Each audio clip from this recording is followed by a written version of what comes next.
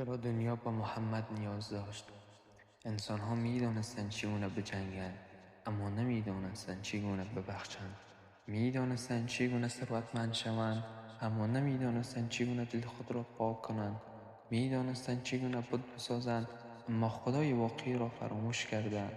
آن وقت رسول الله آمد، نه برای ساخت یک قصر، بلکه برای ساخت انسان. نه برای ساخت یک قصر، بلکه برای ساخت انسان.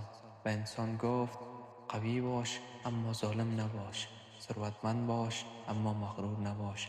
اگر کسی به تو بدی کرد، همیشه انتقام راه حل نیست. راه بخشش بزرگتر است و مهمتر از همه. به انسان یاد داد که تو برای الله، تو برای دنیا نیامدی، تو به بندگی هستی. امروز دنیا پیشرفت کرده، اما انسان به آرامش، اخلاق، عدالت، هدایت نیاز دارد. پس شاید پاسخ این باشد: دنیا به محمد نیاز داشت، چون قبل از اینکه جهان تغییر کند باید قلب انسان تغییر میکرد.